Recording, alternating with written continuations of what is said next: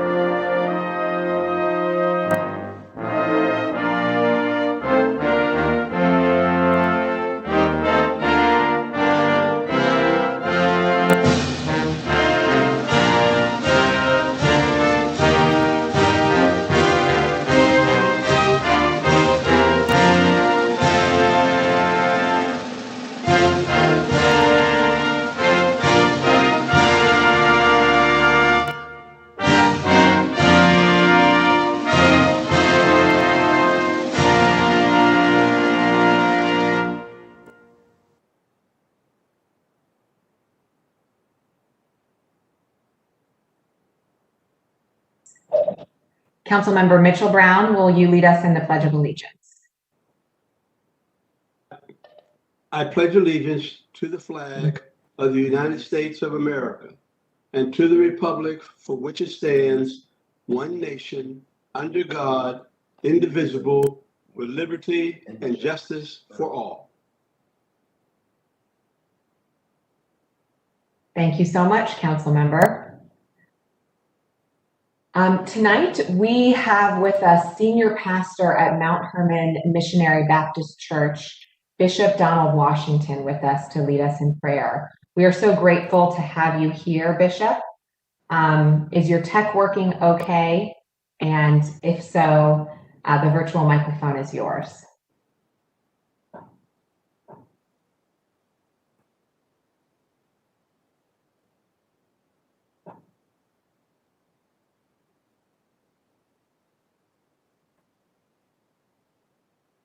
Angie, do you see Bishop Washington?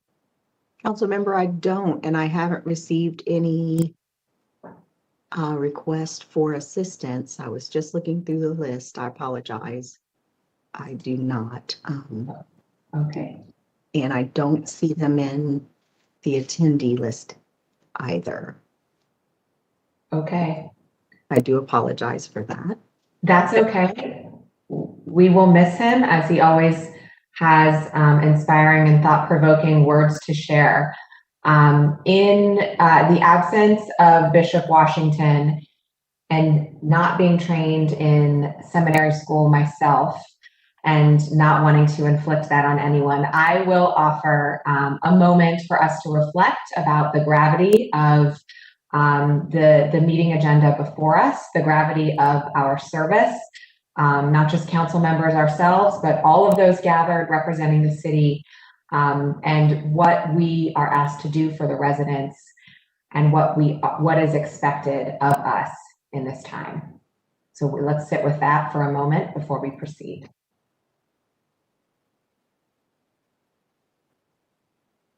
All right, thank you very much. Clerk, call the roll. Brown, Dorans, Faber, Remy, Tyson, President Pro Tem Brown. Thank you. Can I have a motion to dispense with the reading of the journal? So moved. Second.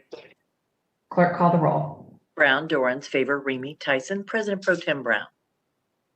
This week's communications received by the city clerk's office are listed on the agenda and will be published in the city bulletin.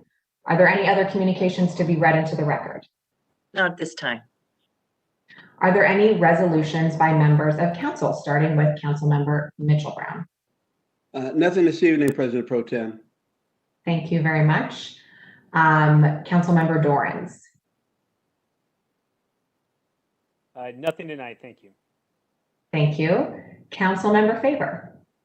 Thank you, President Pro Tem Brown. Just a brief announcement. Applications for the 2021-2022 Columbus Youth Council will open on Wednesday, May 26th.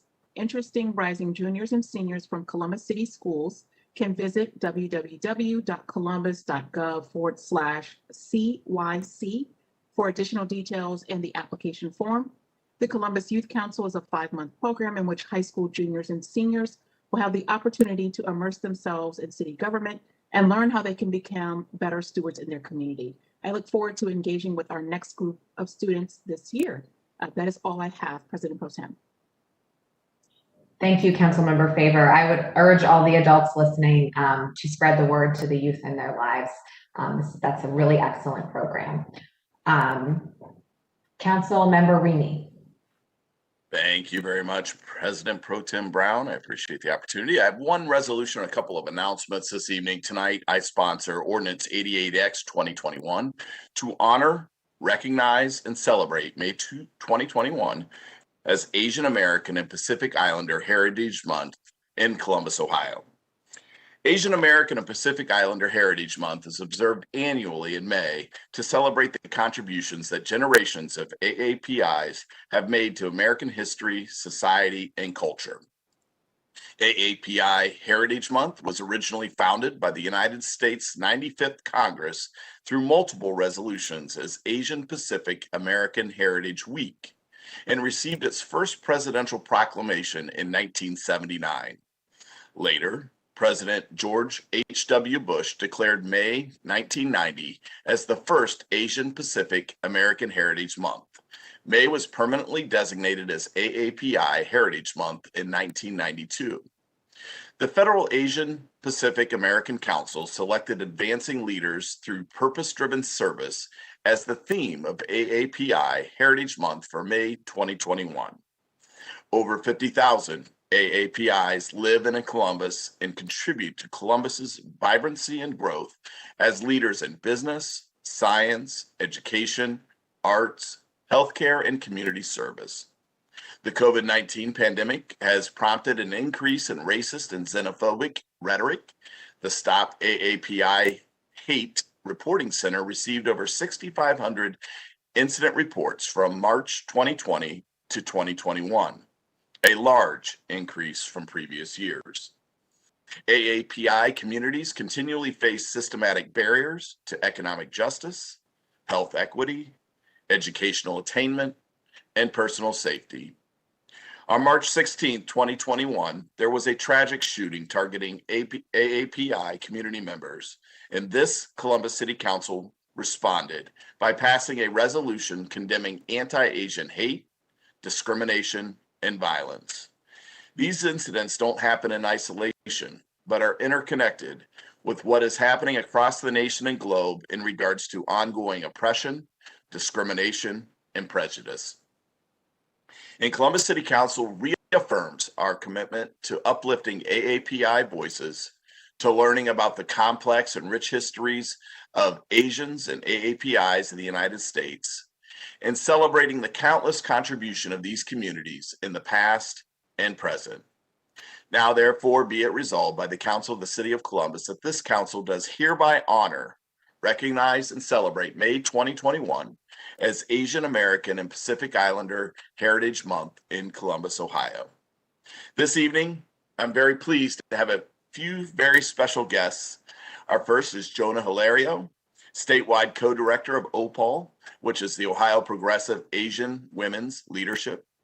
Sophia Antun, Social Justice Engagement Program Specialist at the Office of Student Life Multicultural Center at The Ohio State University. Sudarshan Piekaro, Executive Director of the Bhutanese Community of Central Ohio. So welcome. We'll go ahead and begin with Jonah, followed by Sophia, then Sudarshan. Jonah, the floor is yours. Thank you, Councilmember Remy, and thank you, members of the council. My name is Jonah Hilario. I am an immigrant from the Philippines, a mother of two, an Ohio State Buckeye, and current statewide co-director of OPAL. We are a statewide grassroots community of Asian and Asian American and Pacific Islander women and non-binary people in Ohio. We are a multi-ethnic and multi-generational organization, and our members represent the diverse diaspora from Asia and the Pacific Islands.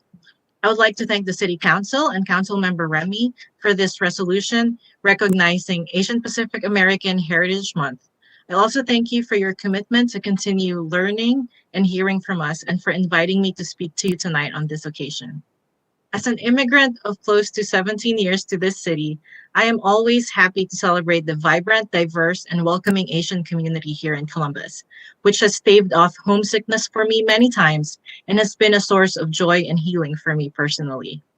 A little over a year ago, as the world came to a halt because of COVID-19, and as anti-Asian rhetoric coming from our country's leaders got louder, Opal circulated a letter asking our state leaders to speak up and to act swiftly in order to combat the racism and xenophobia that was spreading as quickly as the virus was.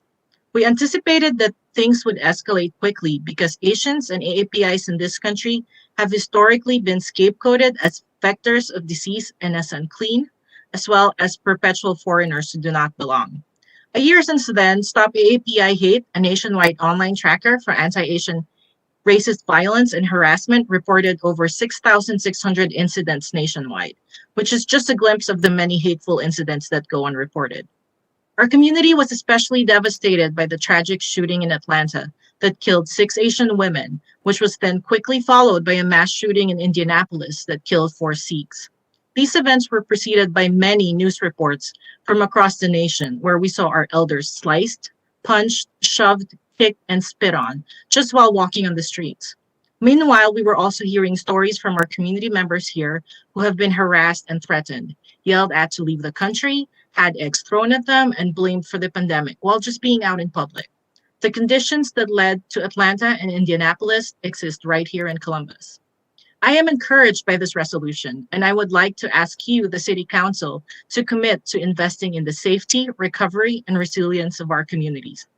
AAPIs are the fastest growing racial group in the nation, and our numbers in Ohio grew by 97% between 2000 and 2020.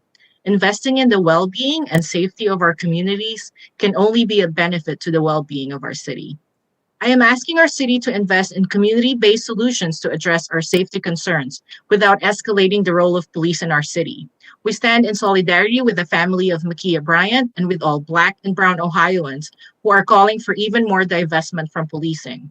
We have seen the harm that over-policing has wrought on Black and Brown neighborhoods, and we do not want concerns over the AAPI community's safety to be leveraged as an excuse to give more resources to an already excessively funded police force, which historically has not been an effective solution for preventing race and gender-based violence.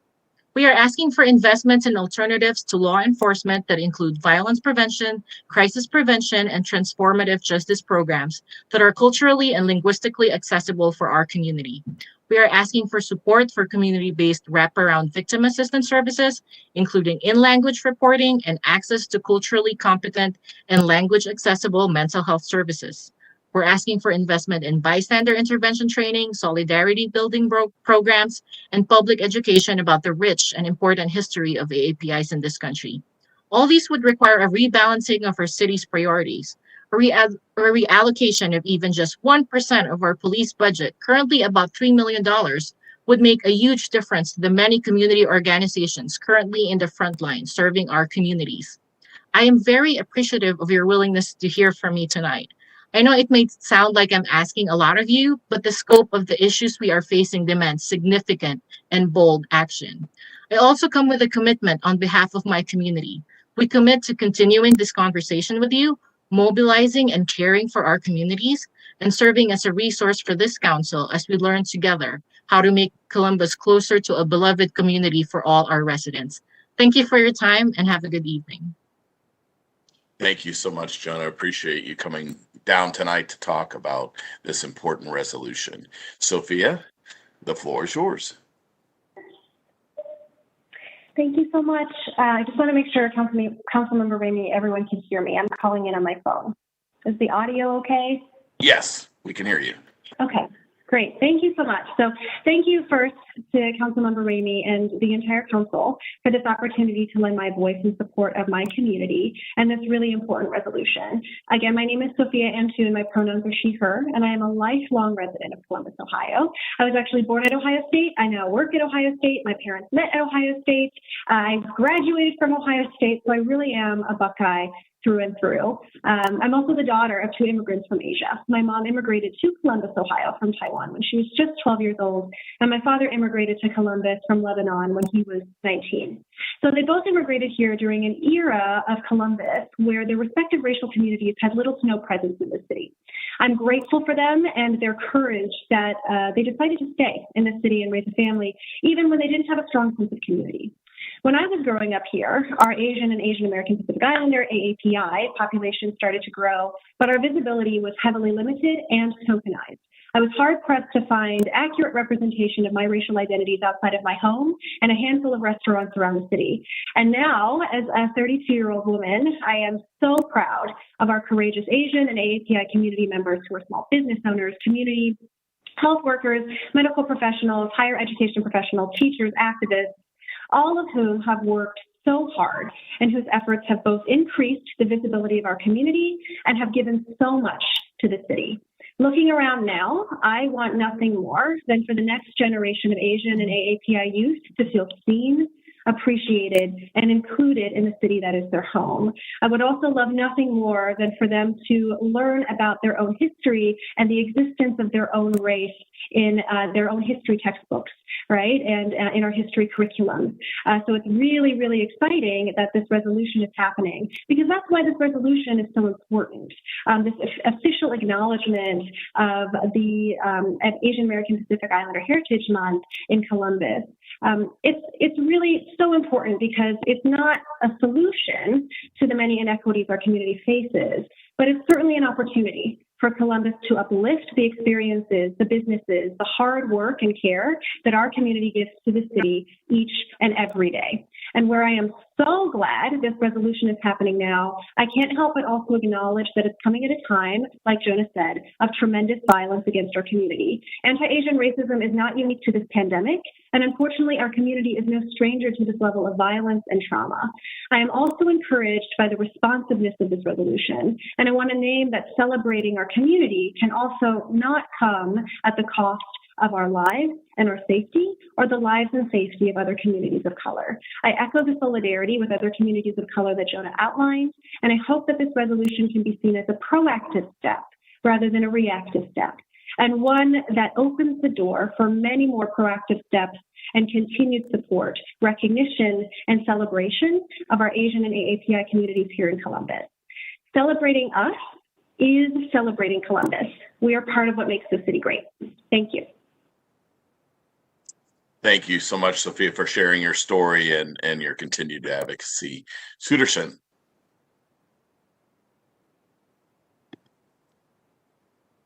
Dear Council President Pro Tem Brown and all respected members of the City of Columbus Council, thank you, Councilmember Remy, for inviting us to the council meeting today. My name is Sudarshan Pegriel. I am the Executive Director of Witness Community of Central Ohio and also a member of the State of Ohio New American Advisory Committee. Today, the decision by the City of Columbus to honor, recognize, and celebrate May as the Asian American and Pacific Islander Heritage Month in Columbus is a historic day for the AAPI community. We are Witness Nepali, one of the largest AAPI communities in Central Ohio. We are a thriving community, making a positive impact in the local economy through employment, housing, small business, education, and social services. But also I wanted to mention about the resolution today, and something to its background. During the height of the pandemic, BCCU took a lead among the community organizations to address pandemic through the BRAVE project, which was extended to 12 cities and 7 states in Central in Central Ohio alone. BCCU was able to provide direct services to over 600 families through this program. And we have felt time and again that our effort to address this challenge is falling short due to lack of funding and appropriate services. BCCO is also, is left alone to provide all the services that it does, including healthcare, economic, and increasing social challenges because of the anti-Asian hate and lack of funding, and also because of the pandemic. At the same time, a small organization like BCCO plays as a critical safety net organization to the extremely vulnerable, vulnerable families, disabled, elderly, single parents, youths, and adults who are struggling due to mental illness, addiction, and also recently because of this anti-Asian violence and racism and identity crisis. But also I wanted to remind, the council and also the larger audience that Central Ohio is home to a large refugee population, and refugee contribute in local economy. Every year is estimated around $2 billion to local economy. And Bhutanese community, my community, which is the second largest refugee population in Central Ohio, is also a major contributor to local economy. And that could be an estimated around $500 million yearly to local economy.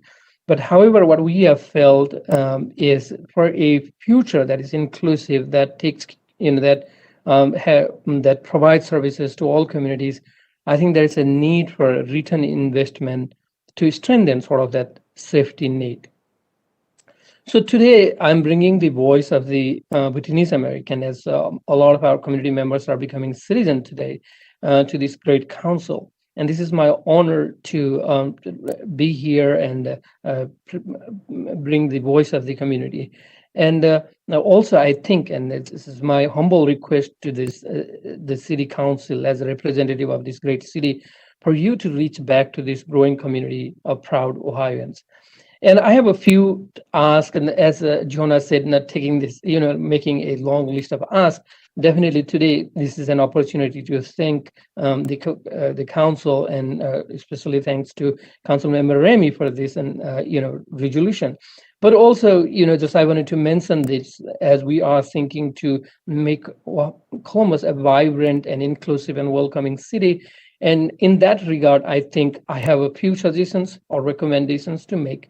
And those are to create an office of the API liaison through the city of Columbus, and also 1 million in earmark for grants and funding to address the following services: workforce development and vocational training to create career pathway, invest in high school success and higher education program, invest in public safety through community engagement, and invest in reliable public safety housing for low-income families. And as Jonah said, it's a very small part of that the funding that goes to different agencies. But even 1% of that funding could make a difference and make Ohio an amazing place for immigrants and refugees like myself. One of the biggest challenges that my community face today is also mental health and addiction services. And I want to request the great city of Columbus to build a relationship for qualified CBOs, community-based organization, to get direct funding through Adam Board to provide culturally appropriate services. This is very, very important, the culturally appropriate counseling services. And finally, I wanted to assure the council today that the investment that I'm talking about will pay dividend in many times over for the city in the days to come. So the investment will help make Central Ohio communities safer, all communities safer, healthier, and more prosperous. So with that said, I really wanted to thank you, City, for recognizing and honoring me as the Asian American Pacific Islander Heritage Month and this historic resolution. And we are very proud of that one. And wanted to thank you, Councilmember Remy, and the city for this resolution and for your time and opportunity to be part of this resolution today. Thank you. Thank you, Sudarshan, and thank you, Jonah and Sophia. We appreciate your comments and the support of this resolution. This will be the first time that Columbus City Council has officially recognized AAPI Heritage Month with a resolution, and it won't be our last. Are there any questions or comments from my colleagues this evening? Seeing none, I move for adoption. Second. Clerk, call the roll. Brown, Dorans, favor, Remy Tyson, President Pro Tem Brown. Thank you. And now for just a couple of announcements. As part of some amazing work being done in the new American immigrant and refugee space this year, Columbus City Council has partnered with Us Together, Welcoming City, the Franklin County Commissioners, Welcoming America, and New American Economy to move forward a regional welcoming plan through the Gateways Through Growth initiative. Last week, we released a new research report produced by the New American Economy that highlights the contributions and economic vitality of our Central Ohio and Columbus immigrant communities. You can find the press release and link to the research report at newamericaneconomy.org. There will be community conversations occurring throughout the summer to help us create the best possible regional welcoming plan, with a publishing date later this year. My office will share more information on this initiative in the coming weeks. If you have any questions or want to learn more about the Gateways for Growth initiative, please email my legislative assistant, Lucy Frank, at ljfrank@columbus.gov. That's ljfrank@columbus.gov, or visit gatewaysforgrowth.org. Lastly, I would like to remind everyone that the next Council Residential District and Commission meeting is this Wednesday, May 26th, from 5:30 to 7:30. This week, they are focusing on the east side of town. For more information on the CRDC, please visit columbus.gov/districtingcommission or email crdc@columbus.gov. Thank you, President Pro Tem Brown. That is all I have this evening. Thank you, Council Member. Councilmember Tyson. Thank you. Thank you, President Pro Tem Brown. This evening, I have a few announcements. On tonight's consent agenda, there are a number of resolutions from 91X through 96X-2021 that recognizes our May 2021 local food champions. This award recognizes and celebrates the grassroots community efforts which support the Columbus and Franklin County local food action plan's vision of a fair and sustainable food system that benefits our economy, our environment, and all people. Each of these individuals was recognized at our hearing that was focused on the 2020 Local Food Action Plan annual report, conducted by myself and Commissioner John O'Grady just last week. This is the 5th year of the partnership between the City of Columbus and Franklin County in terms of the food actual plan, the 5th anniversary of the plan. We started working together a few years before that. So I've asked the viewing and listening audience to join me in congratulating and thanking these individuals who received the Food Champion Award: Adrian Williams, Christine Weatherholtz, Minister Aaron Hopkins, Susan Muller, Lucy Snyder, and Talario Watkins. And he is a young man who has been doing great work in our community. We truly appreciate their service and what they mean to the City of Columbus and providing food access to families. I also want to make another announcement. Again, the primary one, health open enrollment. Again, if you are in response to COVID-19 emergency, primary one will be conducting the special open enrollment until August the 15th. If you're underinsured or uninsured, please reach out and contact primary one at 614-620-8088.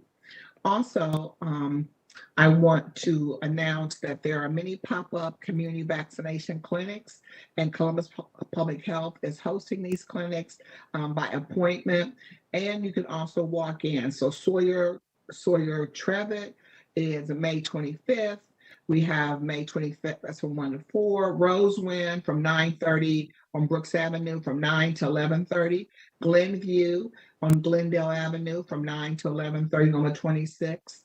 The 26th is at the Meadows Post Oak Station on the 26th. Reed Avenue Center on the 27th. Tridestone Missionary Baptist Church is also on the 27th. And Indian Meadows also on the 27th. And June 1st, we'll have the City of Zion Church on Wilson Avenue, and Iglesia Community will be on Watkins Avenue. So just want to make sure that people are continuing to get vaccinated. That is so important for us as we try to continue to move through this pandemic. The more individuals that get vaccinated, certainly we will be able to, again, move forward in our community and do the kinds of things that we also wish we could get back to doing. And that's all I have in my committee this evening. Thank you.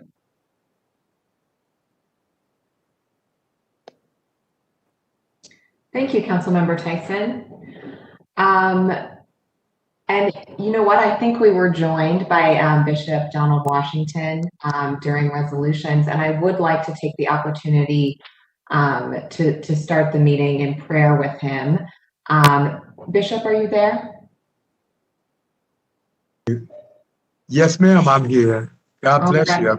Right here. Thank you, Elizabeth. Yes, the microphone is yours. Okay. First of all, let me thank you for allowing me to be a part, just watching everything that I've heard thus far.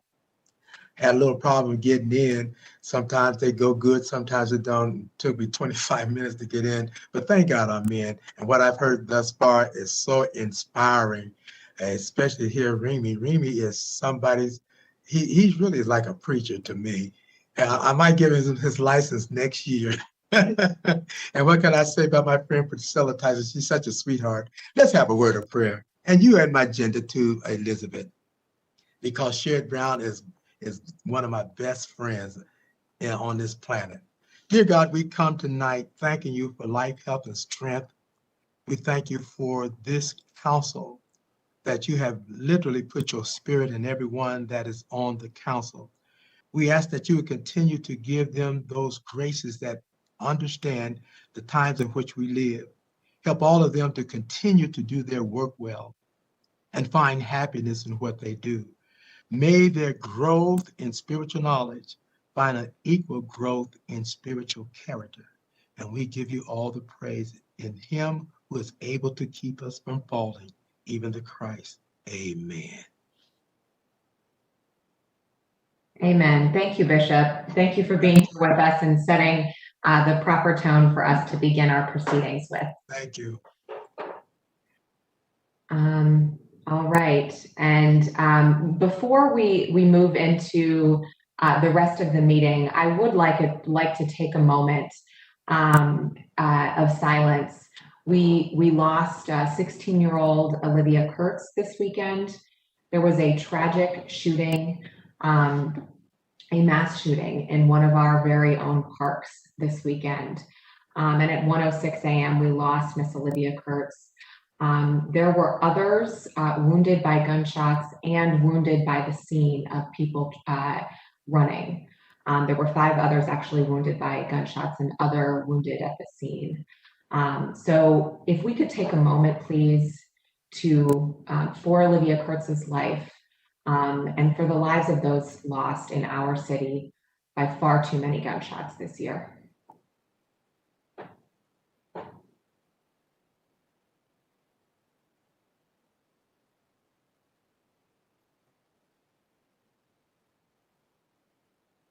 Thank you so much. And our continued prayers are with the families of those who are recovering from their injuries.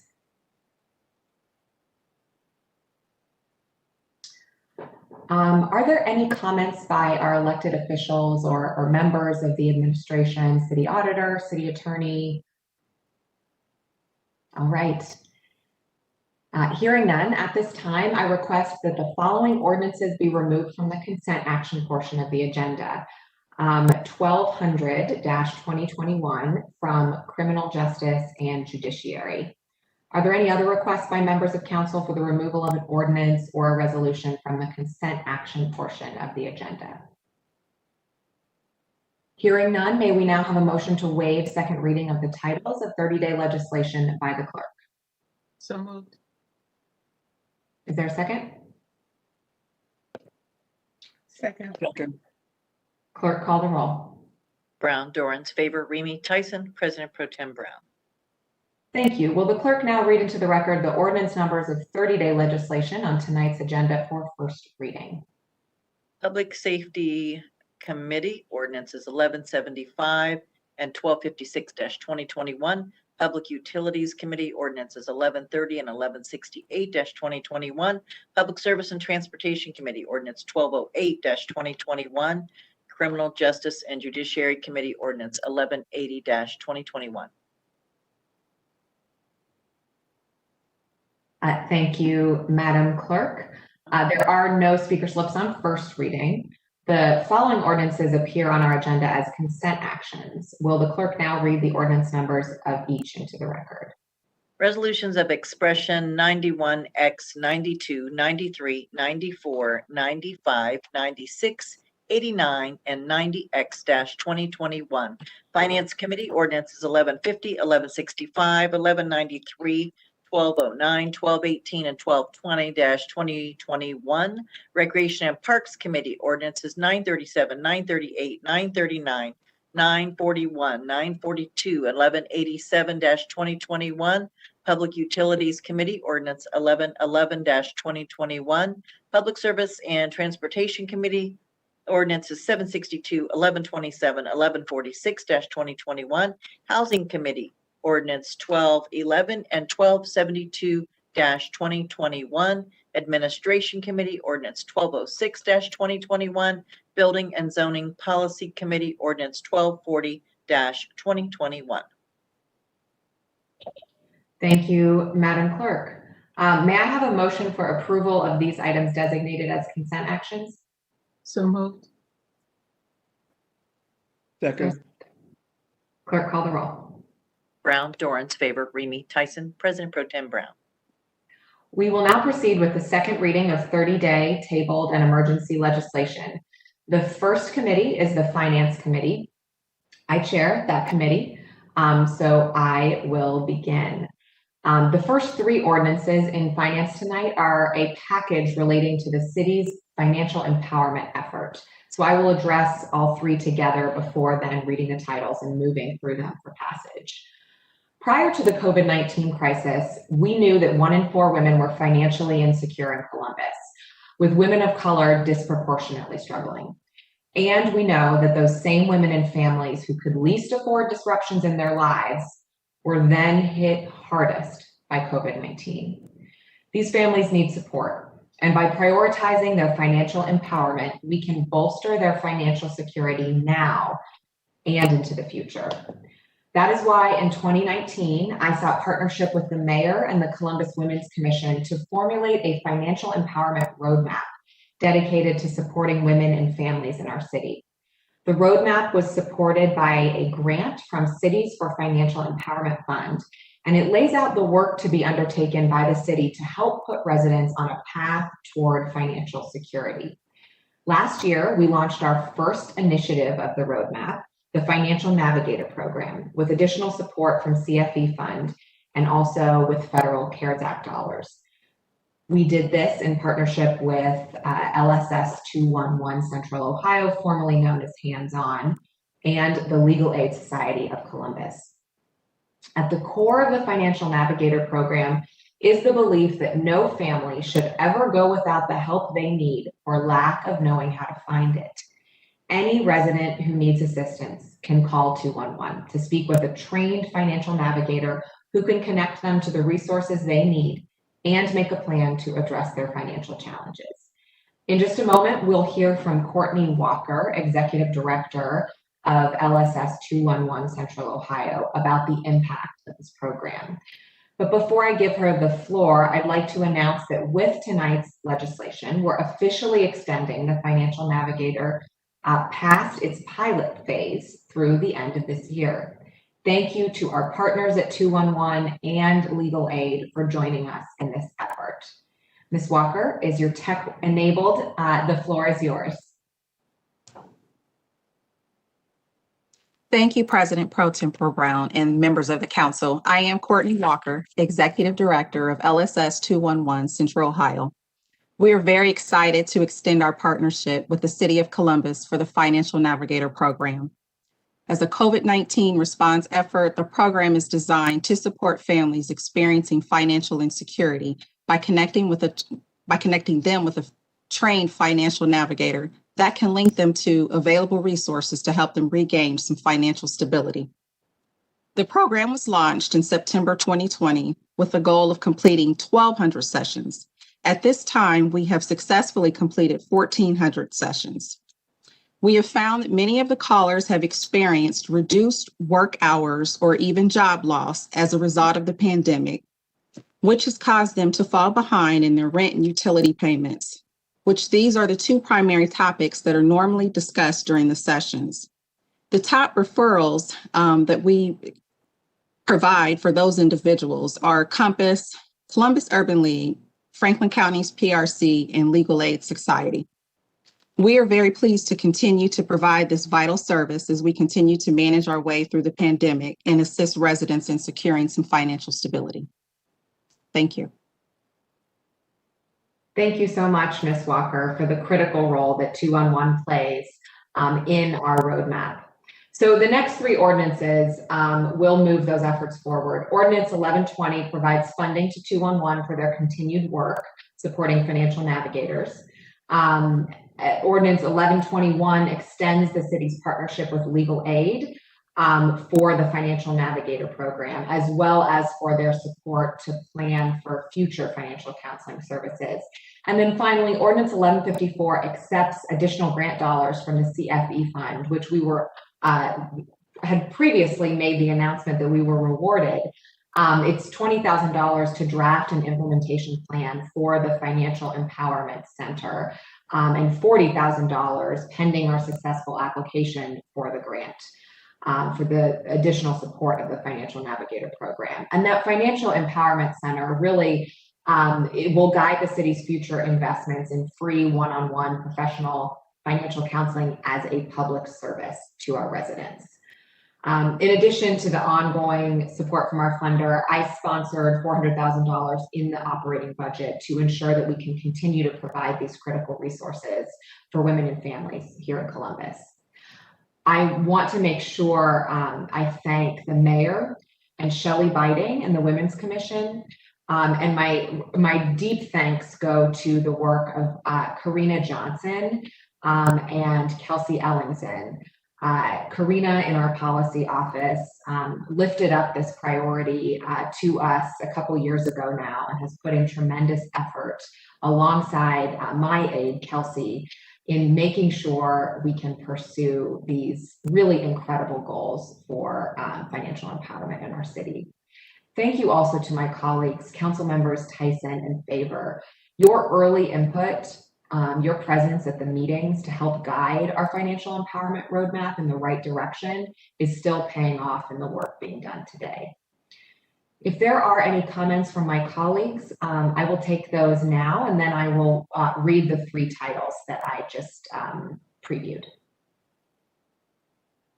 All right, here we go, jumping in. Ordinance 1120-2021 to authorize the Office of the Mayor to modify a contract with Hands-On Central Ohio for the Financial Navigator program in an amount up to $28,364 to modify the scope of services and to extend the end date, to authorize the appropriation of and expenditure of up to $28,364 from the General Fund Jobs Growth Subfund, and to declare an emergency. Seeing no comments or questions, I move for passage. Second. Clerk, call the roll. Brown, Dorans, Favor, Remy, Tyson, President Pro Tem Brown. Ordinance 1121-2021 to authorize the Office of the Mayor to enter into a not-for-profit services contract with Legal Aid Society of Columbus for the purpose of providing financial empowerment support to residents in an amount up to $57,500, to authorize the appropriation of an expenditure of up to $57,500 from the General Fund Jobs Growth Subfund, and to declare an emergency. I move for passage. Second. Clerk, call the roll. Brown, Dorans, Favor, Remy, Tyson, President Pro Tem Brown. And Ordinance 1154-2021 to authorize the Office of the Mayor to accept 2 private grants from the Cities for Financial Empowerment Fund in the amounts of $20,000 and up to $40,000 in support of the city's Financial Empowerment Center initiative and Financial Navigator program, to authorize the appropriation of the grant amounts received and to declare an emergency. I move for passage. Second. Clerk, call the roll. Brown, Dorans, Favor, Remy, Tyson, President Pro Tem Brown. Passed. Thank you very much. Moving on to another ordinance in finance is 1153-2021 To authorize the Finance and Management Director to enter into contracts for the option to purchase auto body repair services with Dick Masheter Ford Incorporated, FIDA Freightliner Columbus Incorporated, Keen's Body Shop Incorporated, Skinner Diesel Services Incorporated, ATEC Auto Body LLC, and Roush Ford. To authorize the expenditure of $6 from the General Budget Reservation BRPO 001670 to waive the competitive bidding provisions of City Code for Keen's Body Shop Incorporated and to declare an emergency. The term of the proposed contracts are 2 years with the option to renew for 1 more. Waiver is being considered for Keen's Auto Body because of technical difficulties with their bid application. Their pricing was submitted outside of the requested parameters. However, their pricing was received and it was determined that they were one of the lowest responsible bidders. A waiver is still required due to the discrepancy. The total estimated annual expenditure for these contracts is $400,000, which covers maintenance work for the city's approximately 6,000 vehicle fleet. Emergency action is being considered so the work is not interrupted. If there are no questions, I move for passage. Second. Clerk, call the roll. Brown, Dorans, favor, Remy Tyson, President Pro Tem Brown. Thank you, Clerk. Ordinance passed. Next, I will go to the Recreation and Parks Committee.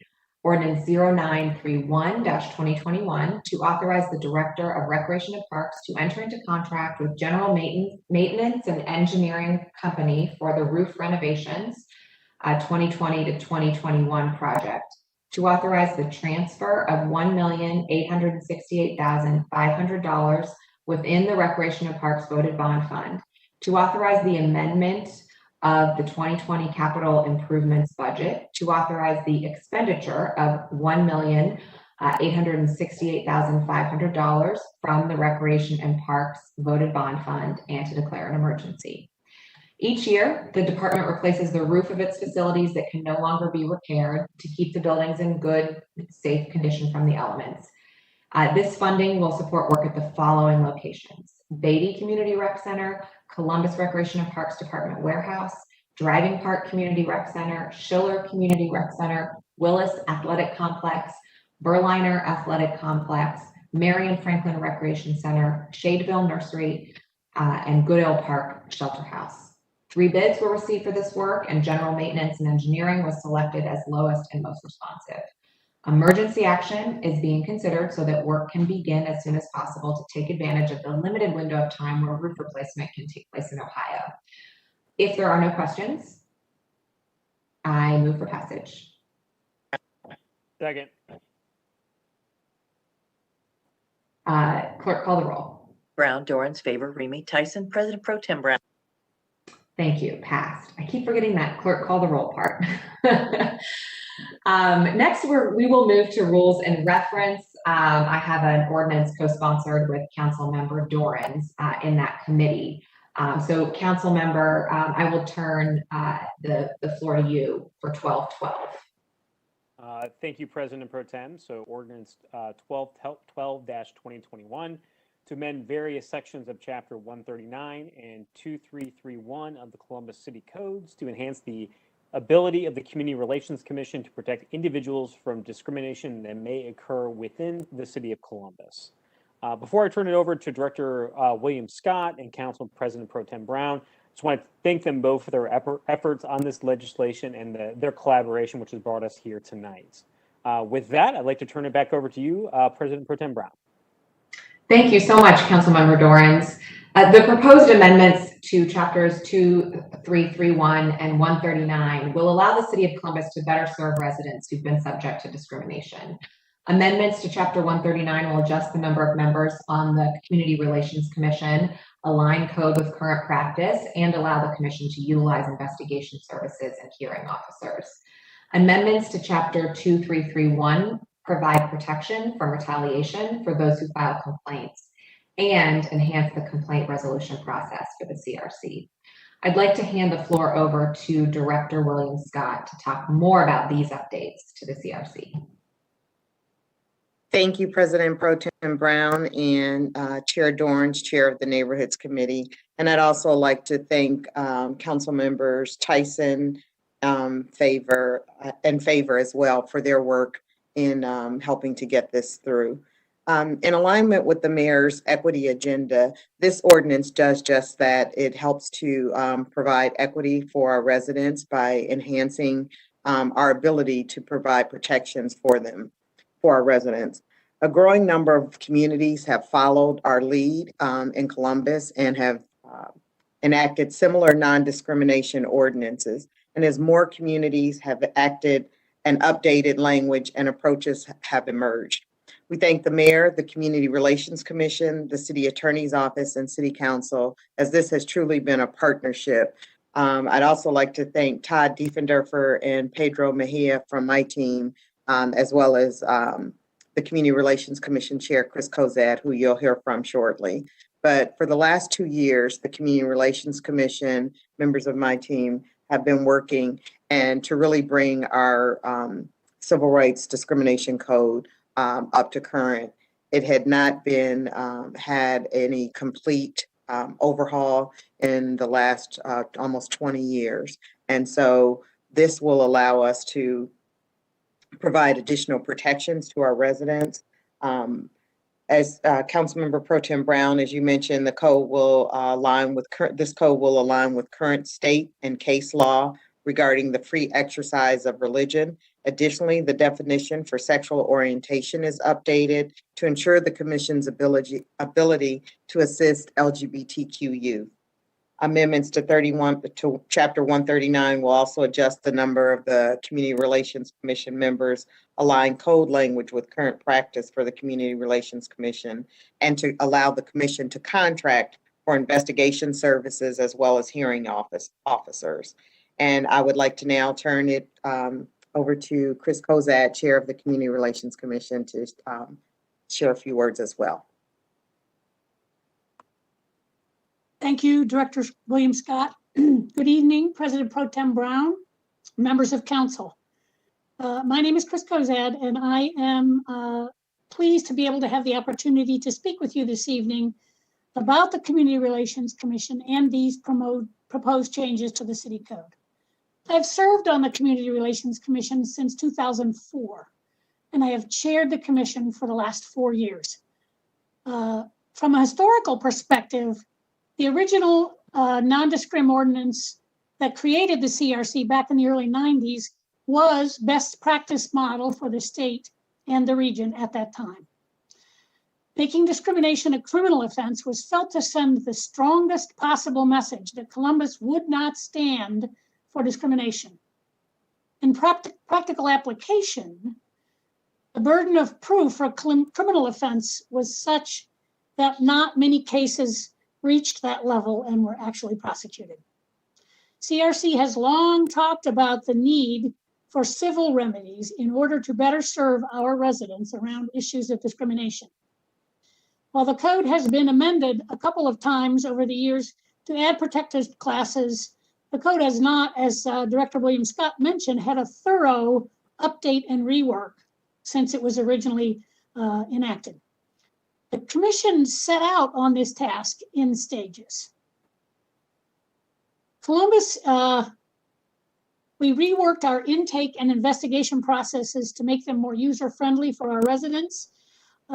We created, actually, didn't recreate, rules for our work and defined those processes. I don't know if you're aware, but the city of Columbus is the only city in the state of Ohio with a full-time investigator on staff.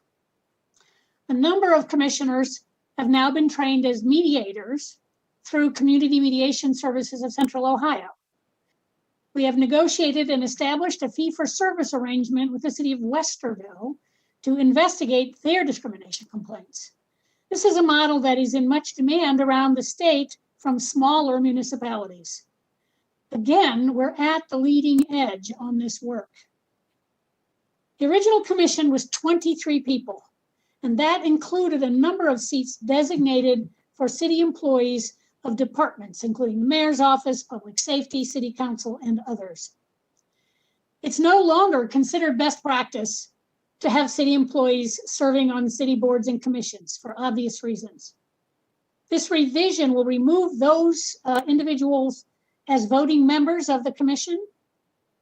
These city departments will, however, still have a voice, as they will serve in an advisory capacity to the commission without serving directly on the commission as voting members. Further, we researched the size of similar commissions around the state and the region, cities both larger and smaller than Columbus, and found that typically these bodies are 8 to 12 people. 23 was really cumbersome. It made it very difficult to get a quorum and to keep folks active and engaged. We settled on the number 15 for this revision. We think that makes it easier for us to have a quorum at meetings and take action, but it is still large enough to reflect the diversity of our city. The new code language clarifies definitions, making Columbus City Code language mirror both state and federal law, and in general includes current best practices for this type of ordinance. Perhaps most importantly, it adds civil remedies in the form of fines that the Community Relations Commission can levy. While we retain the criminal option for those most egregious cases, it still sends a clear message to employers, landlords, realtors, businesses, and in fact, our entire city, that Columbus stands strong against discrimination in all of its forms and will protect and assist our residents when they experience such things. Thank you for your time and your consideration. I urge you to pass this ordinance. Thank you. Thank you so much. Director William Scott, did you have anything else, or is the microphone back to me? Oops. I think the microphone is back to you, President Pro Tem. Thank you, Director.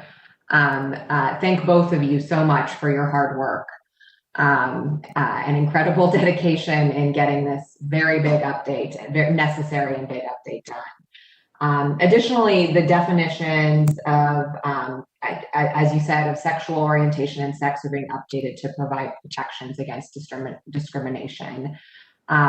The need for these changes was made clear as I engaged with the community and partners to understand what kinds of discrimination residents in Columbus are experiencing with regard to the reproductive health choices they and their families make. The feedback I received highlighted the need to provide clear protections for sexual and reproductive health decisions in city code as a foundation for rooting out this kind of discrimination in Columbus. In addition to making explicit that discrimination against breastfeeding and pumping is discrimination on the basis of sex, the updated language also makes clear that discrimination on the basis of sex includes reproductive and sexual health decisions. This includes the use of products or services for pregnancy or its termination, fertility treatment, contraception, or sterilization.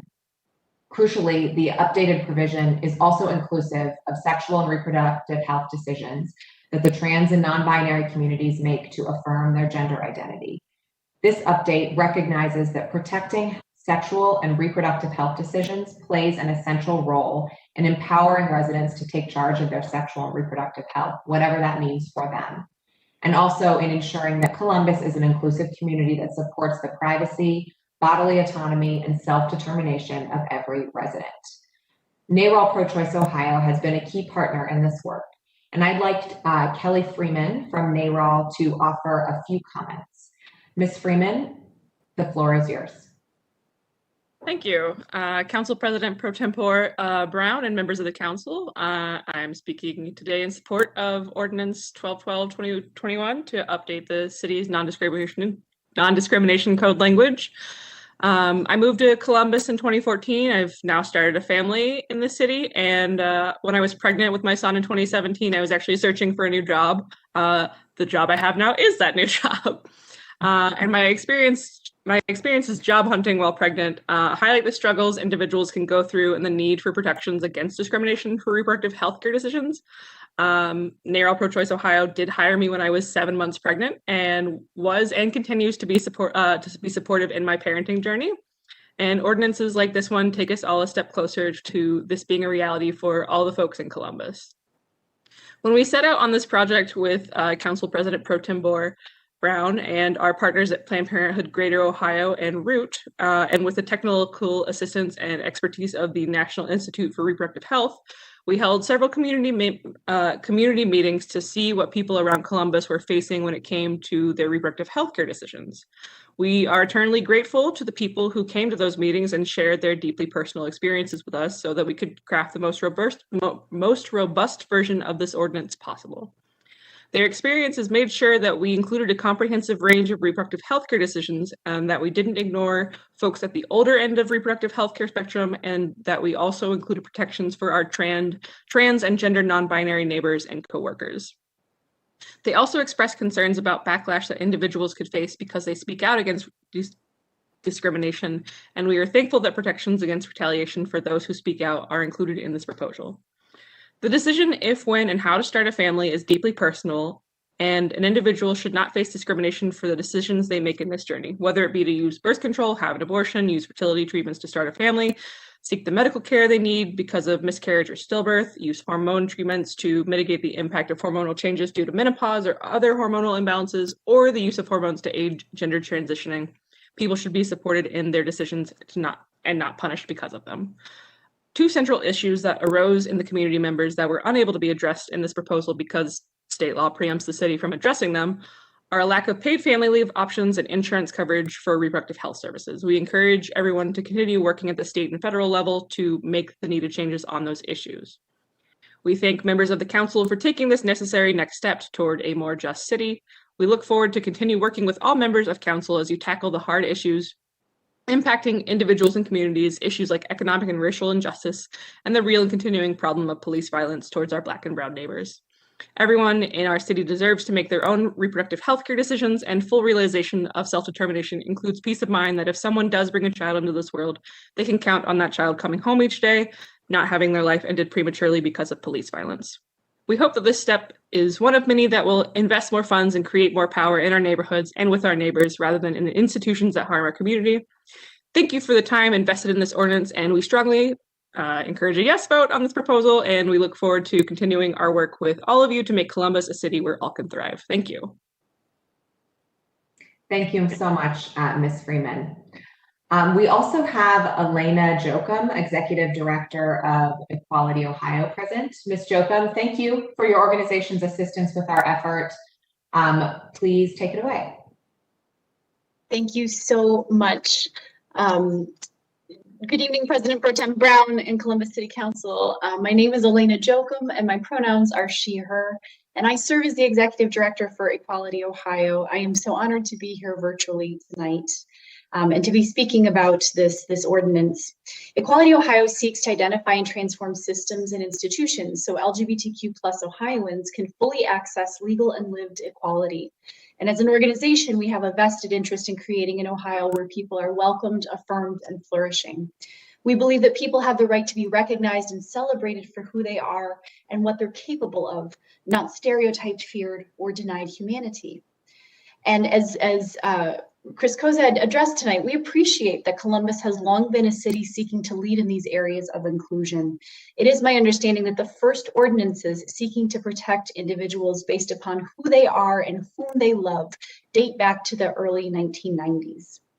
We applaud the fact that Columbus is seeking now tonight to make certain updates to these protections, including ensuring that individuals are protected against discrimination because of healthcare decisions they make in the privacy that they share with their healthcare team. We applaud that this ordinance will now increase access to individuals who have experienced discrimination under it through the addition of a quasi-adjudicative process, including a hearing officer with the ability to hold a hearing and make recommendations. Equality Ohio supports conciliation, mediation, and civil hearing processes as part of a more restorative approach to addressing instances of discrimination. And sadly, we know these basic protections from legal discrimination are not guaranteed at the state and federal level yet.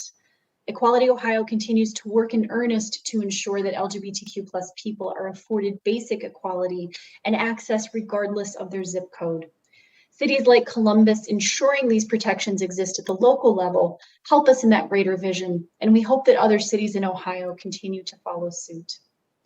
This ordinance you are considering tonight seeks to recognize people for their humanity and their contributions to the community, not innate qualities of their personhood, nor private decisions they may make about their health care.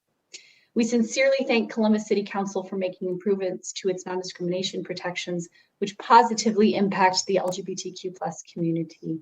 Thank you, and we urge yes vote this evening. Thank you so much, Ms. Jochum. Thank you again to Director William Scott for the Neighborhoods Department working on this and for the partnership with our office on updates to definitions. I am humbled by the voices of community members here tonight, really testifying on behalf of what this update will mean. And it is a pretty big deal. So I really, really do thank the hard work of the Neighborhoods Department and the community voices here with us tonight. Are there any questions or comments from council members? All right, seeing none. Councilmember Dorrance, I think I'd turn it back to you actually, instead of me moving for passage, right? I'll take it. With that, I will move for passage. Second. Clerk, call the roll. Brown, Dorrance, Favor, Remy, Tyson, President Pro Tem Brown. Passed. Thank you so much. And I have one final ordinance in rules and reference tonight, and it is 1295-2021 to amend Division F of Section 362.18 of the Columbus City Codes to bring it into conformity with Ohio law and to declare an emergency. In 2015, City Council updated the city's municipal income tax code to comply with the recent change to state law. Included in this update was the creation of a local board of tax review to hear appeals of assessments issued by the Columbus Tax Administrator. The board is currently required to relinquish all documentation to the Division of Income Tax immediately upon the conclusion of a hearing. This requirement significantly impairs the board's ability to make its decisions. So this code change allows board members to access certain documents pertinent to the appeals pending before it for the entire 90 days following a hearing they are granted under city code and state law to render a decision. If there are no questions from colleagues, at this time I move for passage.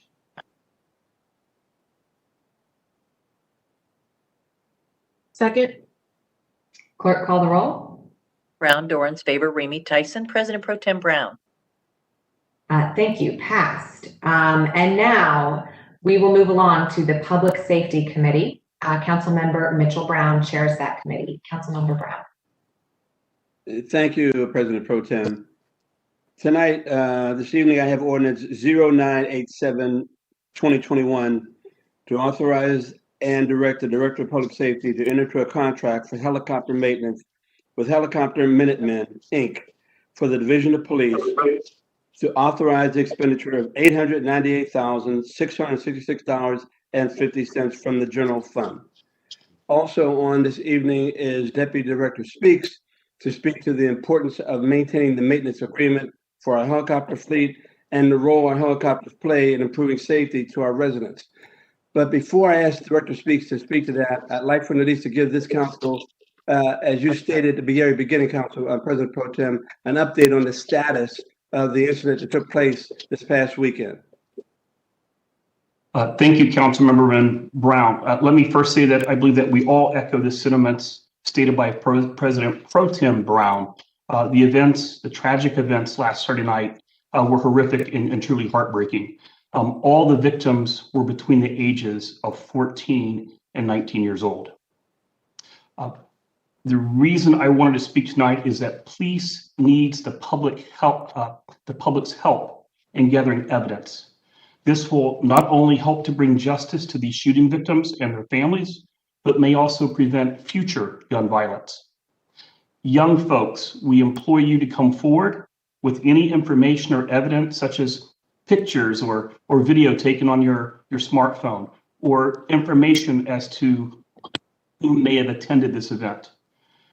Parents, please talk to your son or daughter whether they have such information, and warn your children of the potential dangers of impromptu concerts or parties advertised on social media. Again, please come forward not only to solve this case, but to help ensure other kids aren't subject to being shot in the future, killed or traumatized.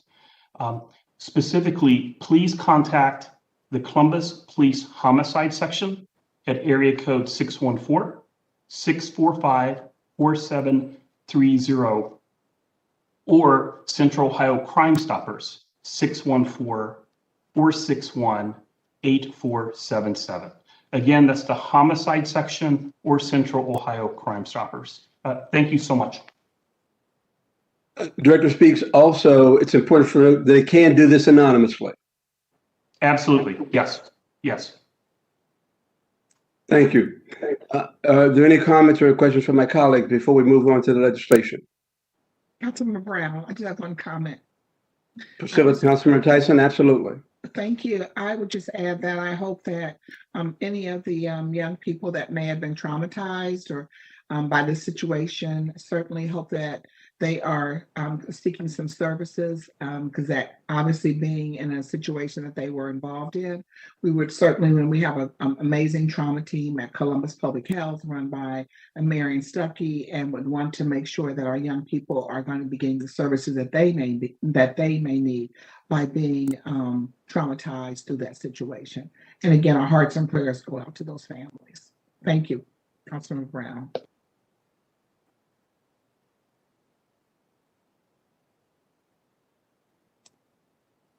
Speaks.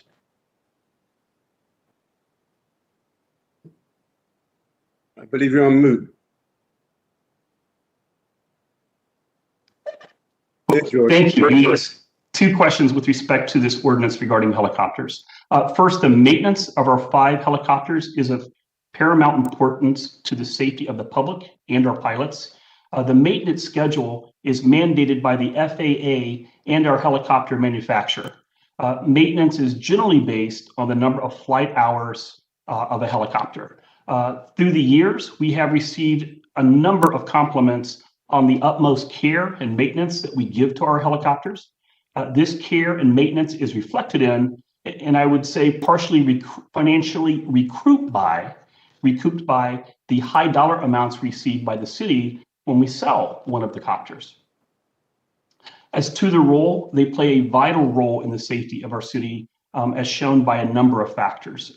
For example, due to their unique vantage point and night vision technology, the helicopters on average find about 21 missing persons a year.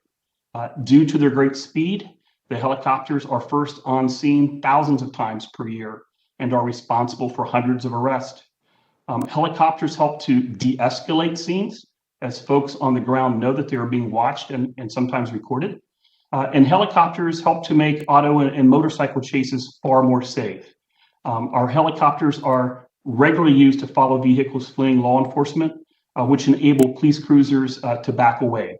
Councilmember Brown, I know that you have inquired about an increase in ATV and motorcycle groups that are racing through our neighborhoods. We'll be able to utilize this tool to assist with that. In summary, the helicopters, this ordinance will help to keep our helicopters flying safe in order to enhance public safety in our city. And we in public safety respectfully recommend passage of this ordinance. If there are no comments from my colleagues, I move for passage and request a voice vote. Second.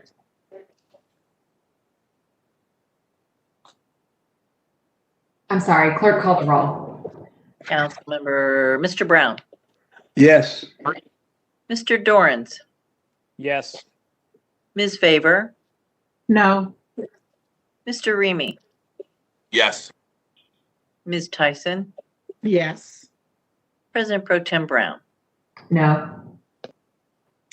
Ordinance passed. Thank you. Also, I have tonight Ordinance 1235, 2021, to authorize the Director of Public Safety on behalf of the Division of Support Services to enter a contract with Agile Network Builders, LLC, for network connectivity, to waive the competitive bidding provisions of the City of Columbus Code, and to authorize the expenditure of $134,750 from the Public Safety General Fund and to declare an emergency. Again, Deputy Director Speaks, would you speak to explain to us the importance of this system and why we're waiving competitive bidding? Will do, Chairman Brown. This vendor recommended in the ordinance helped to upgrade our radio system a few years back, and they are uniquely qualified to continue working on our radio systems. This system is used by Columbus Police and Fire and other city departments as well. Our radio system is interoperable, which means that Columbus departments can not only speak to one another, but the system allows communications between other jurisdictions within Central Ohio and the state of Ohio. In fact, we were one of the first and one of the largest jurisdictions in the country to have such an enviable interoperability system. This vendor also works on the state of Ohio's radio system. So to ensure this continued outstanding service, I respectfully recommend passage of this ordinance in which the vendor was selected off of the state's state term contract. Thank you. Again, if there are no comments from my colleagues, I move for passage. Second. Clerk, call the roll. Brown, Dorans, favor, Remy Tyson, President Pro Tem Brown. Passed. President Pro Tem, that's all I had this evening. Great, thank you so much, Chair Brown. Next, we have the Public Utilities Committee. Councilmember Rob Dorans chairs that committee. Councilmember Dorans. Thank you, President Pro Tem. First, in the Public Utilities Committee, I have ordinance number 0980-2021 to authorize the Director of Public Utilities to modify and increase the 2020-2022 Construction Administration Inspection Services Agreement with H.R. Gray and Associates, Inc. for the real-time control Allen Creek Storm Tanks Project for the Division of Sewerage and Drainage to authorize a transfer and expenditure of up to $242,319.25 within the Sanitary General Obligation Bond Fund and to amend the 2020 capital improvement budget. This ordinance appeared on Council's agenda for first reading on May 10th. At this time, at the request of the Department of Public Utilities, I move to table this legislation. Do any of my colleagues have any questions or comments? Second, clerk call the roll. Brown, Dorans, favor, Remy Tyson, President Pro Tem Brown. Tabled. Thank you. Next, I have ordinance number 1116-2021 to authorize the Director of Public Utilities to modify a professional engineering services agreement with Arcadis US, Inc. for the Division of Sewerage and Drainage for the Sewerage System Capacity Model Update 2020 to authorize a transfer within an expenditure of up to $1,681,528.40 from the Sanitary Sewer General Obligation Bond Fund and to amend the 2020 capital improvement budget. This update project enhances the principal tools used to manage the planning and operations of the city's sewer collection system, which is vital to minimizing sewer overflows and backups, which minimizes negative impacts on our environment. This contract is a major component of the city's blueprint integrated plan program. Do any of my colleagues have any questions or comments? Seeing none, I move for passage. Second, clerk call the roll. Brown, Dorans, favor, Remy Tyson, President Pro Tem Brown. Passed.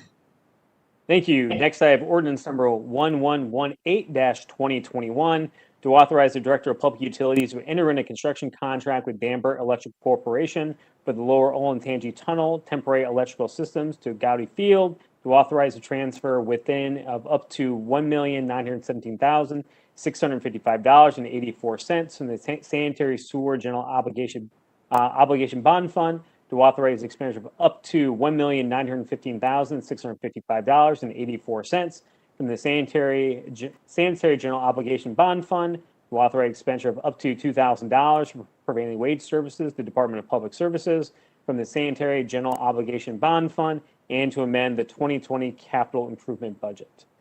This contract will provide the necessary power to Gowdy Field site in order to run the tunnel boring machine needed to construct the Lower Olentangy Tunnel that will eliminate sewer overflows to the Olentangy River. Do any of my colleagues have any questions or comments? Seeing none, I move for passage. Second, clerk call the roll. Brown, Dorans, favor, Remy, Tyson, President Pro Tem Brown. Passed. Thank you. President Pro Tem, with your permission, I'd like to move on to the Neighborhoods Committee. Please do.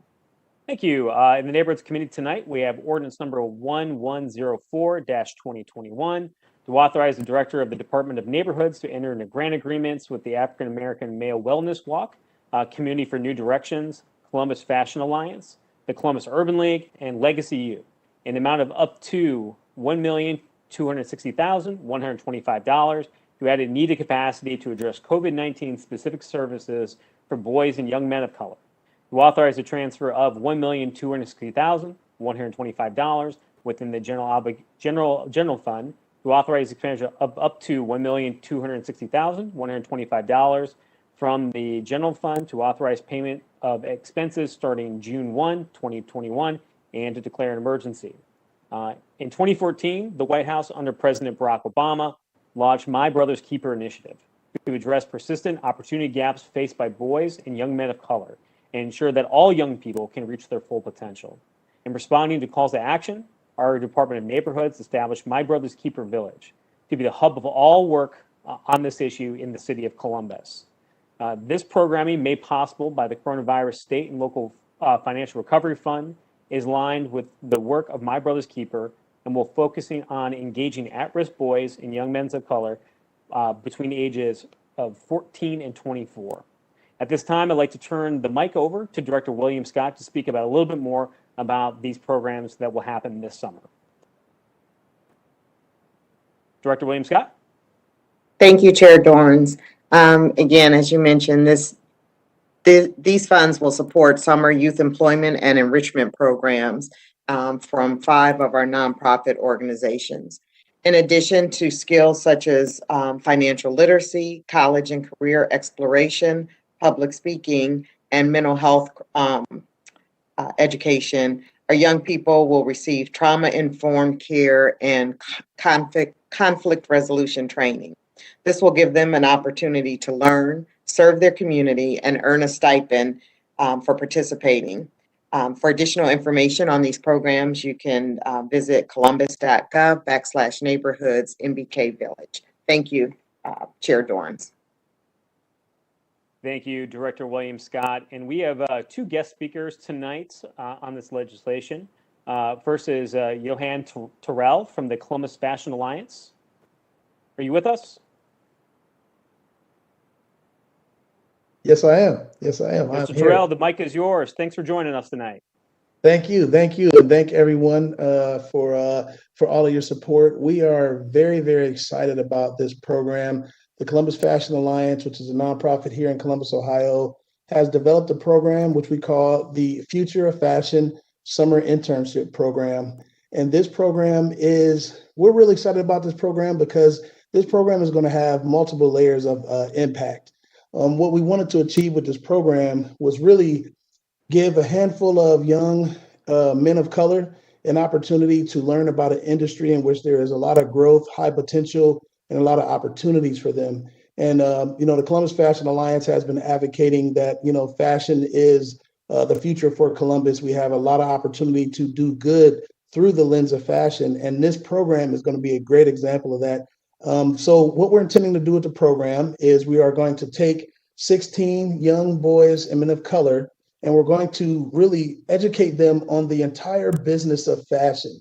So not just for designers, we're going to look at people who are, into business, who are into technology, who are into sourcing, logistics, engineering, and we're going to show them that the fashion industry has many opportunities for them, not just for creatives. So we're going to do that through other people who look like them. So we're working with local people in the fashion industry. So Black men who are in production, who are in entrepreneurship, who are in marketing, who are in merchandising, so that they can see themselves in these other men and then also learn about the game from these men. So throughout the summer, these young men will get a stipend to not only learn about the entire industry of fashion, but to also put that knowledge into effect. So they're going to create a collection that will actually be distributed out to other young men. So I look at it as 3 levels of impact. You have the young men who are going to really show the industry and show the, what the fashion industry, what opportunities are there. They'll create a collection that will get distributed to other young men, right? So that is another layer of impact, is creating this storyline and creating this collection for them, by them. And then also the messaging that will reach out to the broader community. So we're looking at this project, not only are they going to learn about fashion, but it's going to give these young men a chance to actually share their story, share their message to the rest of the people. What are they going through? How is this reflected in what they put together? So it's going to have multiple layers of impact, but it's going to create a lot of opportunity. And we're hoping that these young men will become the future, innovators in fashion, the future entrepreneurs in fashion. And actually, to give you a little bit more understanding of how we're going to run the program, I brought Joe Brim, who's one of our program managers. He's actually here with us as well. Joe, I don't know if you're, we can see you or not, I can't, but I think you're here. If you want to talk a little bit more about how the program will roll out. I hope he's here. Angie, do we have Joe with us?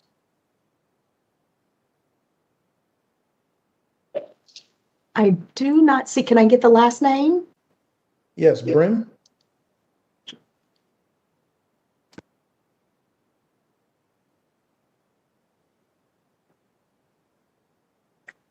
Well, he may not be. I He's think he's an attendee.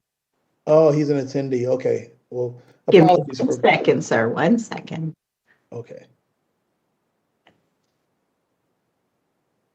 Mr. Brim?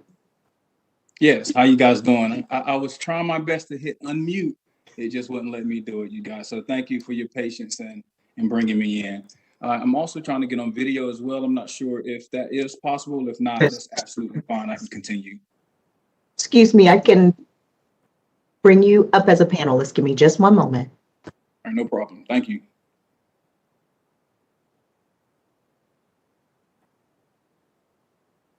There you go.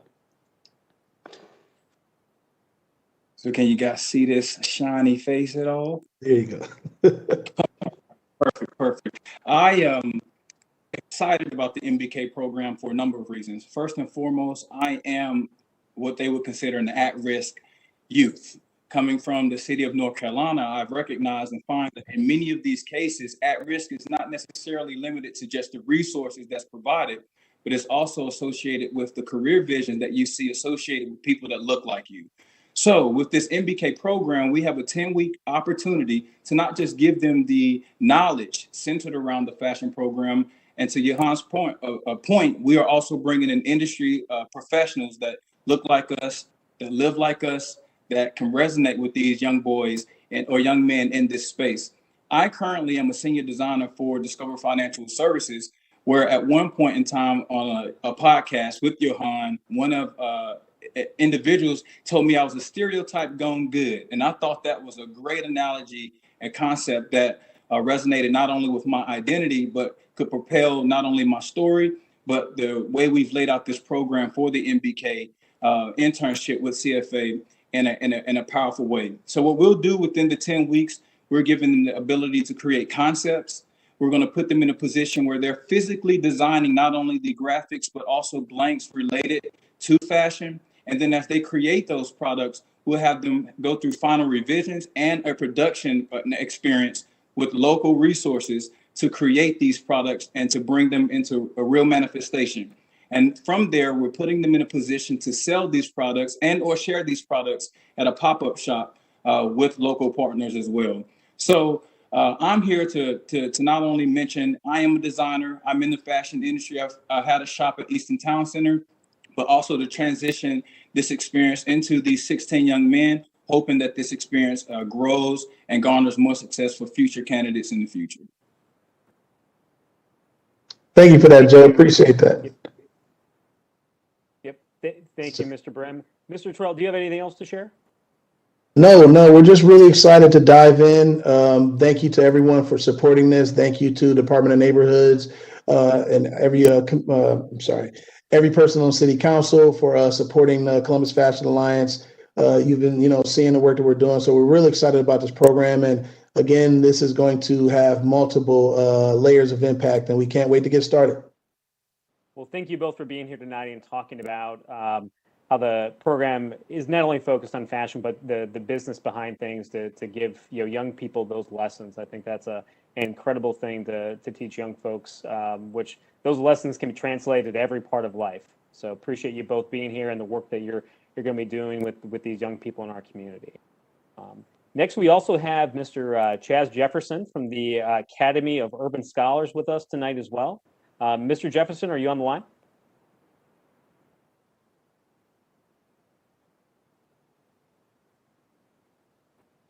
Sorry, can everybody hear me? I was attendee as well, and I had to wait to get unmuted. Can everyone hear me clear?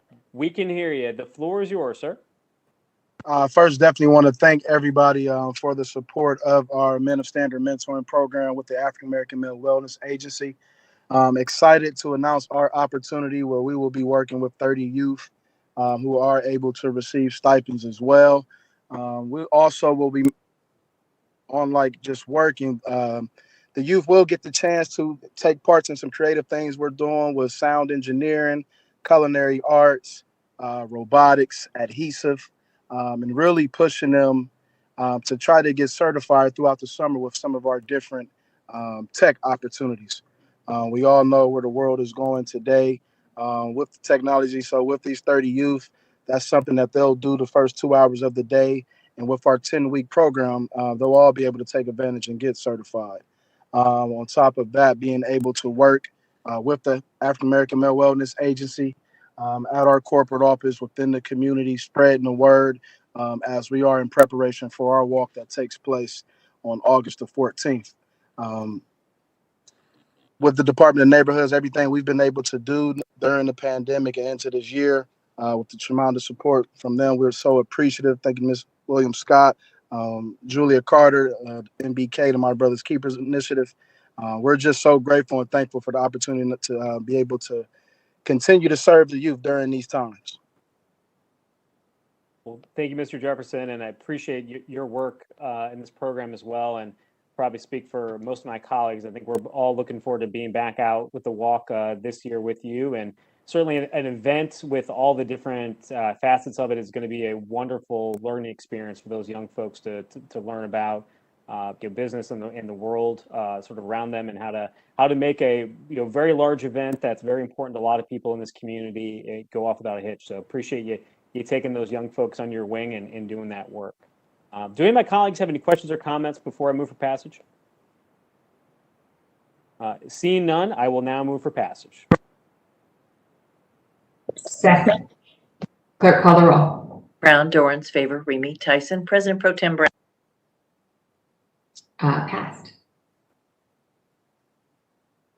Thank you. President Pro Tem, I have one piece of legislation and rules and reference. May I move to that committee? Yes, please. Thank you.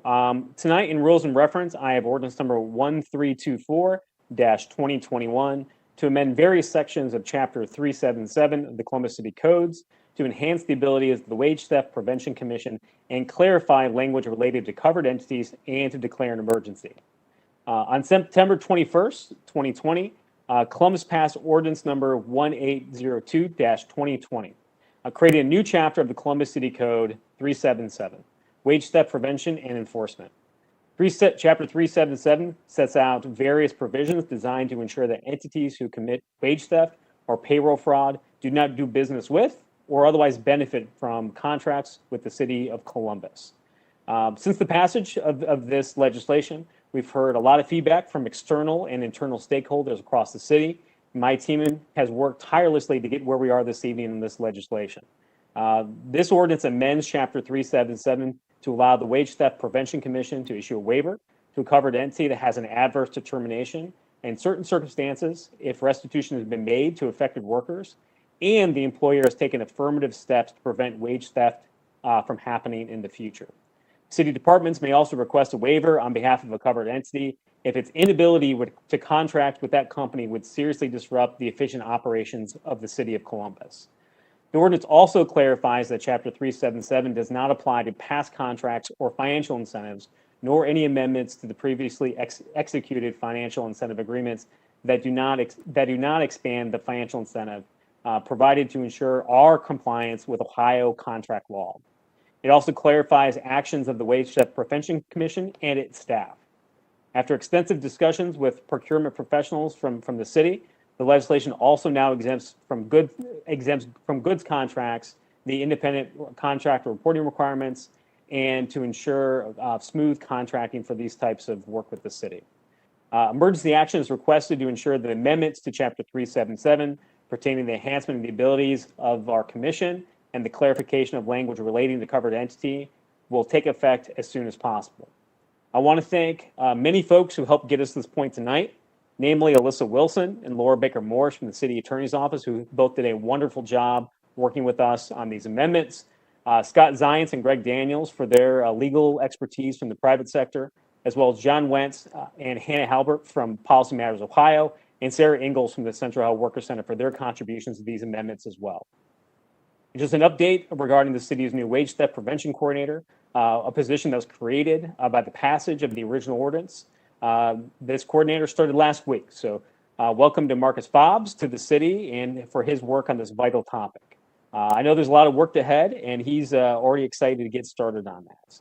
On that front, we have 3 of the 5 wage theft prevention commissioners have been seated and hope to have a full commission filled out this June. So we are certainly headed in the right direction on enacting and beginning to make this legislation be enforced.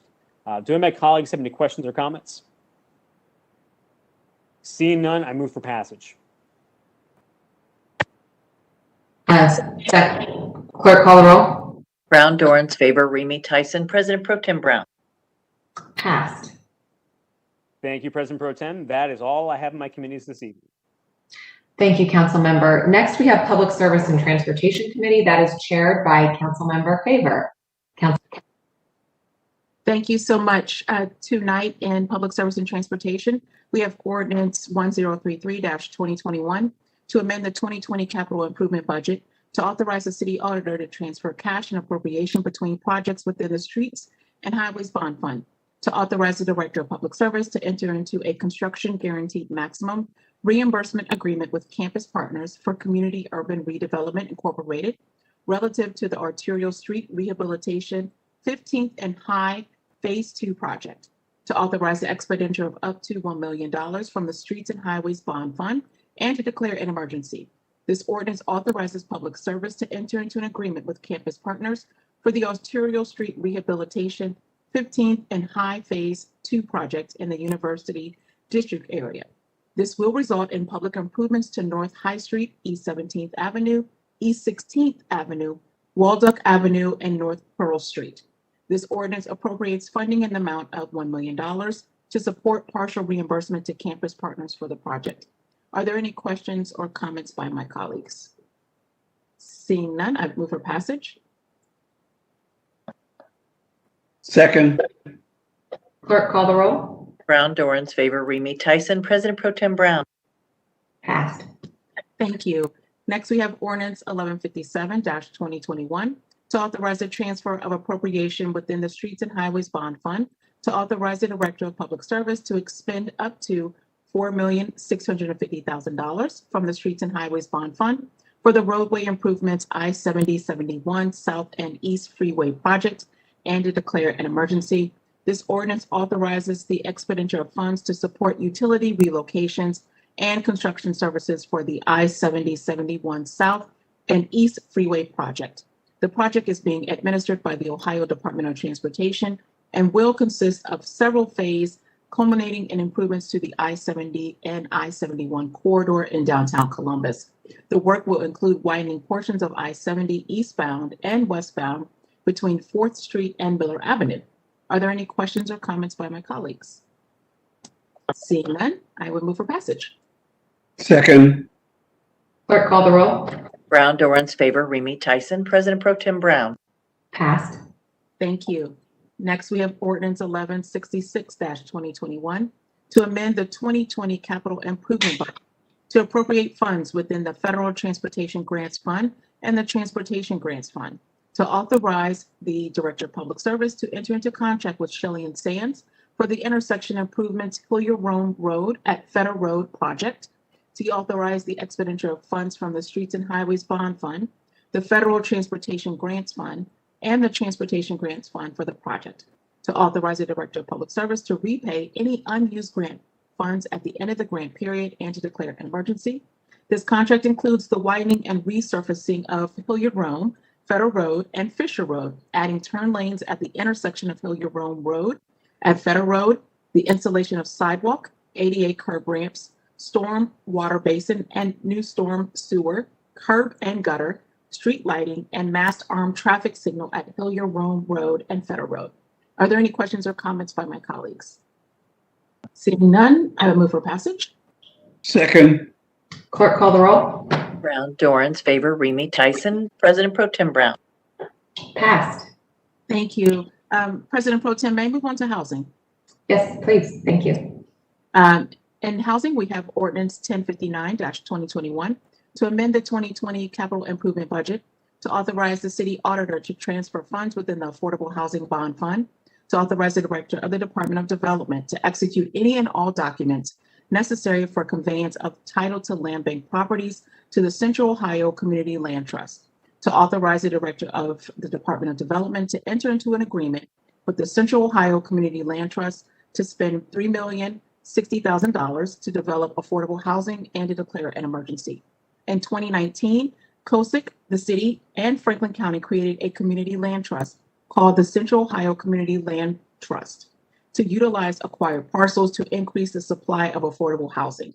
In 2019 and 2020, $4 million was expended to construct land trust houses, which has resulted in the construction and sale of over 38 houses.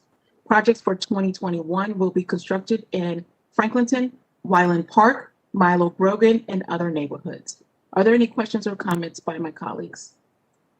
Seeing none, I move for passage. Second. Clerk call the roll. Brown, Dorans, favor, Remy, Tyson, President Pro Tem Brown. Passed. Thank you. Next, we have Ordinance 1251-2021 to amend the 2020 capital improvement budget, to authorize the city auditor to transfer funds within the Affordable Housing Bond Fund, to authorize the Department of Development to enter into a housing development agreement and a grant agreement in an amount up to $2,175,000 with MHP Sinclair Family Apartments for the Sinclair Family Apartments project, to authorize the expenditure of up to $2,175,000 from the Affordable Bond Fund and to declare an emergency. Are there any questions or comments by my colleagues? Seeing none, I will move for passage. Second. Clerk call the roll. I'm sorry, Councilmember My Favor. apologies. My voice. All right. No, my apologies. I'm actually moving to table to June 7th.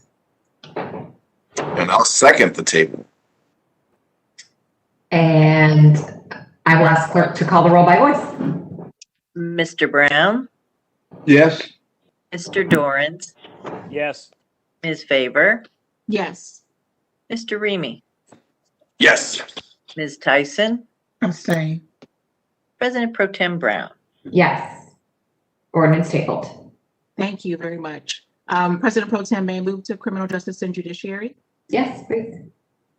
Thank you. We have Ordinance 1200-2021 to authorize and direct the administrative and presiding judge of the Franklin County Municipal Court to accept a grant award from the state of Ohio, Office of Criminal Justice Services, to appropriate $16,659.30 from the unappropriated balance of the General Government Grant Fund to the Franklin County Municipal Court and to declare an emergency.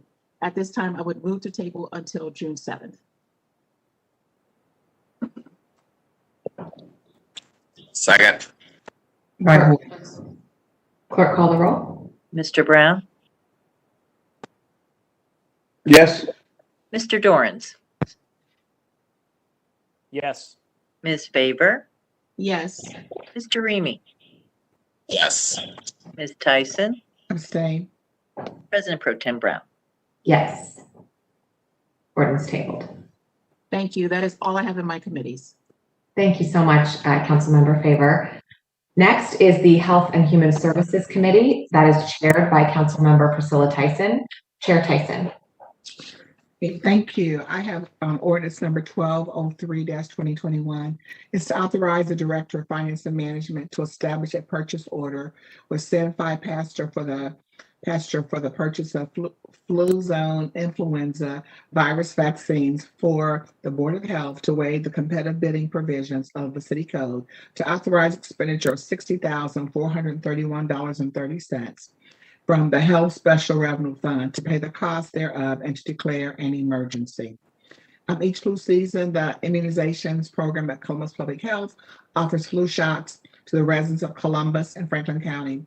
And to ensure having the vaccines that are needed for upcoming flu season, pre-booking this manufacturer is the most reliable method of ordering these vaccines. Pre-booking also guarantees on-time delivery and 340B program pricing. Therefore, competitive bidding is being waived in order to secure our reservation to purchase a vaccine.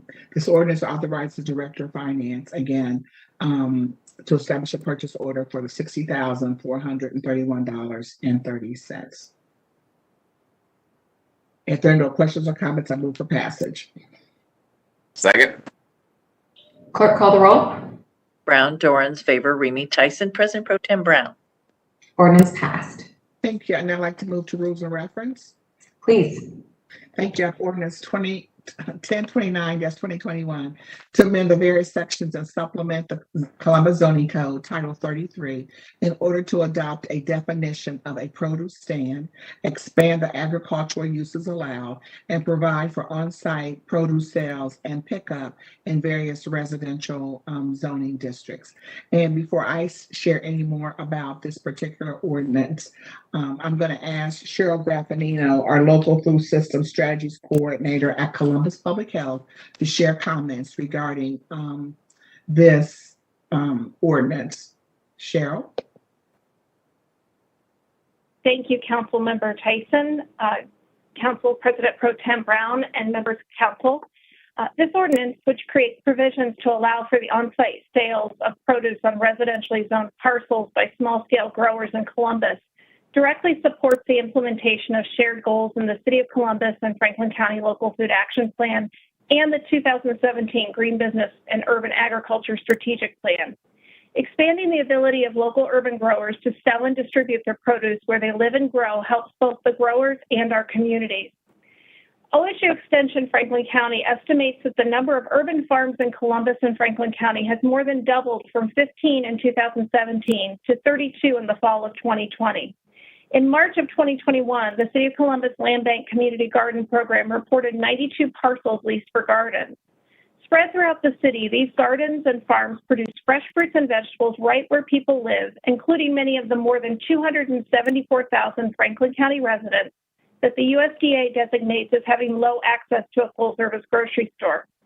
While we've made great strides in increasing the reach and capacity of our local producers through investments in farmers markets like the Linden Farmers Market, Bronzeville Growers Market, Southeast Growers Market, and others, not every neighborhood has easy access to a farmers market. This ordinance will allow our growers to harvest and sell their products right where they are grown, rather than always transporting that healthy, fresh food to other locations. Passage of this ordinance supports the broader work of Councilmember Tyson, Franklin County Commissioner John O'Grady, the Local Food Board, and the Joint City-County Local Food Team in the implementation of the Local Food Action Plan that was adopted by Columbus City Council in November 2016. Just last week, Councilmember Tyson hosted a virtual public hearing to share highlights from the Local Food Action Plan 2020 annual report. Highlights from 2020 rightfully focused on hunger relief efforts during the COVID-19 pandemic, which reminded us just how fragile food security is for so many of our neighbors. Mid-Ohio Food Collective reported more than 1 million visits to their partner agencies throughout their 20-county service area during the pandemic. And at last week's hearing, we learned that Life Care Alliance is providing 68% more home-delivered meals than before the pandemic, and they continue to do so without waiting lists. We also heard from Food Rescue US, whose volunteers picked up more than 2.5 million pounds of excess food from restaurants, grocery stores, and other food retailers and delivered it to social service agencies. And they also helped deliver more than 118,500 USDA Farmers to Families boxes. These partners and countless volunteers gave their time, energy, and resources to our community's response to hunger in 2020. But the intense need for hunger relief in 2020 reminds us of how important it is to continue to strive for a fair and sustainable food system that benefits our economy, our environment, and all people. One where everyone has enough to eat without relying on heroic emergency food services.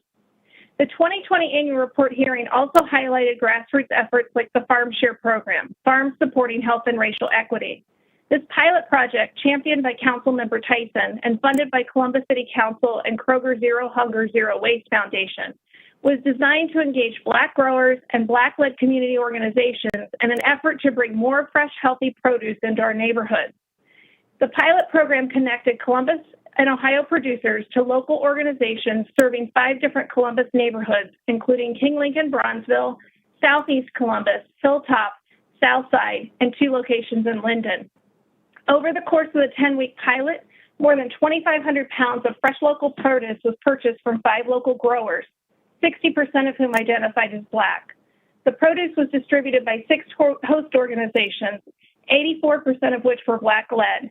And through a series of low-cost farmers markets, community-supported agriculture models, and through free produce giveaways, they distributed this 12,000 pounds of produce. With ongoing support from Councilmember Tyson and Kroger, the program is continuing in 2021. Like the Farm Share program, this ordinance seeks to create new places where residents can access affordable, fresh, healthy, hyper-local food right in their own neighborhoods, and to build community through food by creating positive community spaces and supporting resident connections.